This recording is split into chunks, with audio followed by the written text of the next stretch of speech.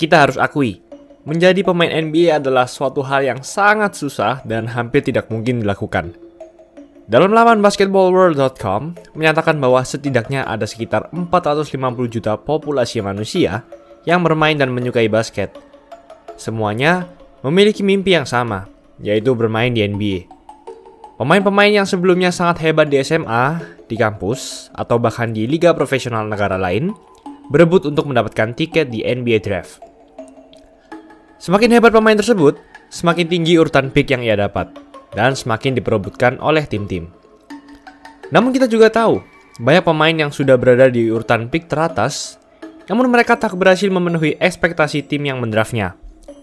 Mungkin di saat ini, kamu bertanya-tanya, bagaimana bisa seorang pemain yang sangat hebat di liga sebelumnya, tiba-tiba menjadi lemah atau cupu di NBA?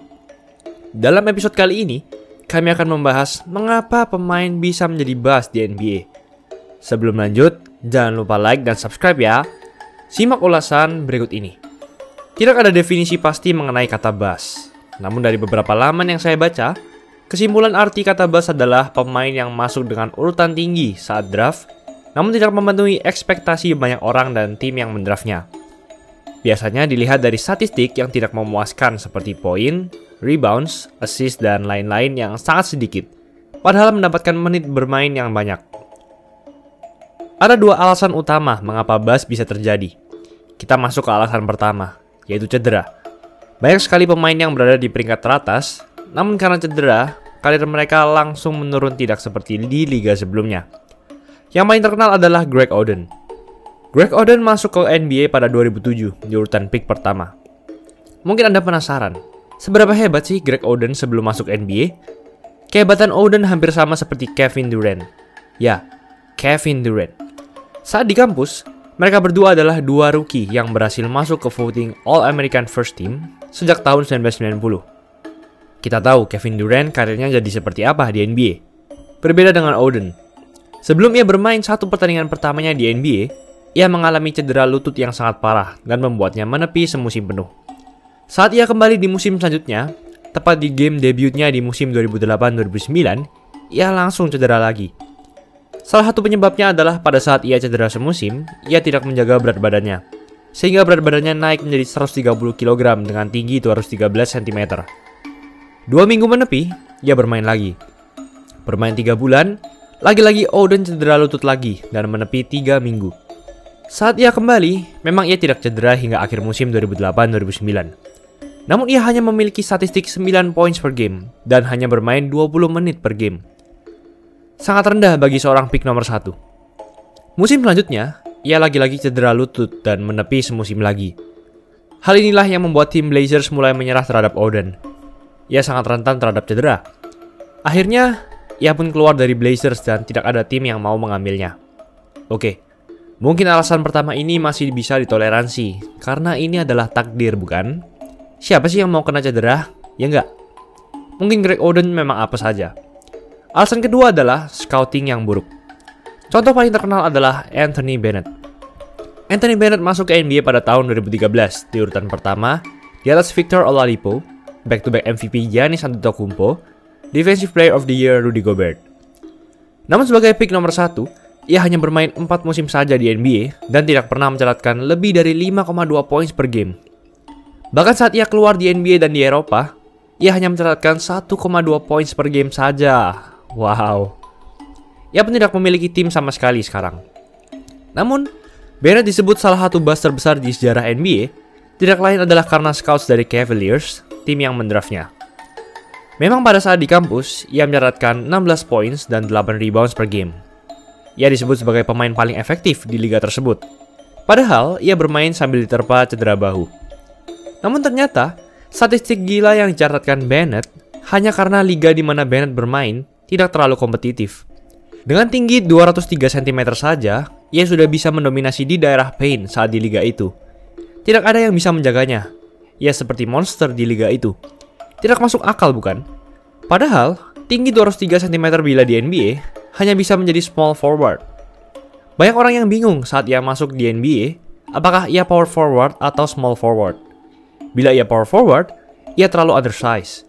Namun bila small forward, ia terlalu lambat dan gaya permainannya tidak seperti small forward. Lalu mengapa Cavaliers masih mau mendraft Anthony Bennett meskipun mereka sudah mengetahui ini? Well, ternyata pada saat itu Cavs tidak punya pilihan lain saat di NBA Draft 2013. Beberapa top 10 pick di tahun 2013 semuanya memiliki masalah sendiri-sendiri. Alex Len, Nerlens Noel, dan Anthony Bennett semuanya tidak bisa ikut latihan sebelum draft karena mereka semuanya sedang cedera, sehingga Cavaliers hanya bisa melihat statistik mereka saat bermain di liga sebelumnya saja. Otto Porter dan Victor Oladipo saat itu diprediksi hanya bisa menjadi pemain yang biasa-biasa saja dan tidak akan menjadi bintang.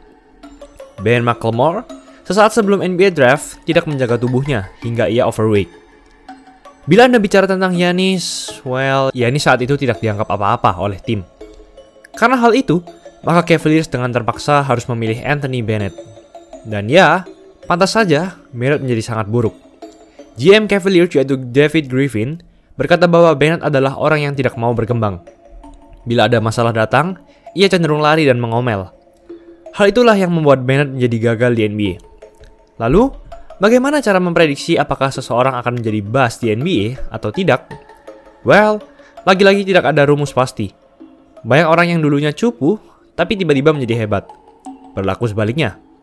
Namun ternyata, ada beberapa ciri-ciri yang bisa kita lihat untuk mengetahui apakah seseorang menjadi bust atau tidak. Pertama adalah usia 22 tahun. Ternyata, NBA memperingatkan tim untuk berhati-hati saat mengambil pemain yang umurnya lebih dari 22 tahun. Contohnya adalah pada NBA Draft 2016. New Orleans Pelicans memilih untuk mendraft Buddy Hield yang waktu itu usia 24 tahun. Mereka memilih untuk tidak mengambil dua pemain berusia 19 tahun saat itu. Salah satunya adalah Jamal Murray. Memang, Buddy Hield masih menjadi salah satu motor Kings. Namun bandingkan saja dengan Jamal Murray yang sekarang menjadi bintang di Nuggets. Sedangkan Kings, bahkan mereka tidak masuk playoff dalam lebih dari 10 tahun. Tidak usah jauh-jauh, pada NBA Draft 2020 kemarin saja, 3 nominasi Rookie of the Year tahun ini, yaitu LaMelo Ball, Tyrese Haliburton, dan Anthony Edwards, bahkan usianya tidak ada yang lebih dari 20 tahun saat mereka diambil. Bandingkan dengan Obi Toppin yang berusia 22 tahun saat di draft oleh Knicks, dan sekarang hanya mencatatkan 4,1 points per game saja. Ciri-ciri kedua adalah pemain tersebut telat panas dan tidak konsisten. Contohnya, dalam bulan-bulan akhir sebelum draft, mereka menjadi meledak dan tiba-tiba menjadi hebat entah kenapa. Contohnya adalah Jerome Robinson yang tiba-tiba menjadi hebat saat di akhir karirnya di kampus, hingga ia rankingnya berada di atas Michael Porter Jr.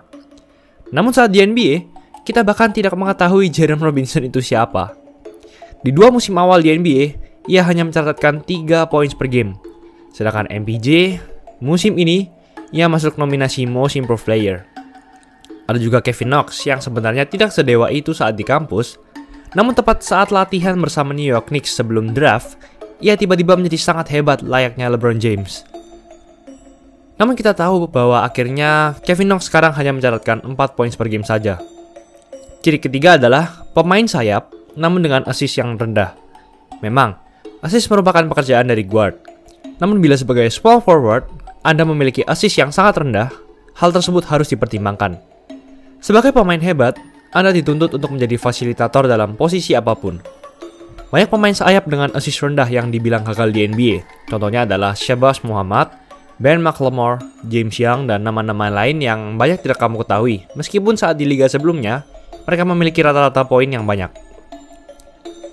Ciri selanjutnya adalah big man dengan blok yang rendah. Memang, jumlah blok tidak bisa dijadikan angka mutlak apakah seorang big man hebat atau tidak. Namun bila jumlah blok rendah, maka kemampuan big man untuk bereaksi terhadap bola juga rendah. Artinya, big man tersebut terbilang sangat lambat. Contohnya adalah Cody Zeller, Noah Vonleh, Jahlil Okafor, dan lain-lain. Kita bandingkan dengan big man dengan blok yang tinggi. Kebanyakan dari mereka menjadi bintang, seperti Joel Embiid, KAT, Pascal Siakam, Rudy Gobert, dan lain-lain. Ciri-ciri terakhir adalah tidak punya skill yang menonjol. Kita ambil contoh Joel Embiid. Dia dikenal sebagai pemain yang all around. Namun skillnya yang paling menonjol adalah dengan tinggi dan besar badan seperti itu, dia masih bisa lincah. Rudy Gobert, meskipun poinnya tidak terlalu banyak, namun defense dan bloknya sangat gila. Bila suatu pemain tidak mempunyai skill yang menonjol, hanya punya fisik dan atletisme saja, hal tersebut tidak akan cukup. Hal itulah yang terjadi kepada Michael Kidd-Gilchrist, Anthony Bennett, Dante Exum, dan lain-lain. Itulah ulasan mengenai episode kali ini. Jangan lupa like, comment, dan subscribe agar channel ini bisa berkembang dan menghasilkan video menarik lainnya. Thanks for watching. I'll see you in the next video.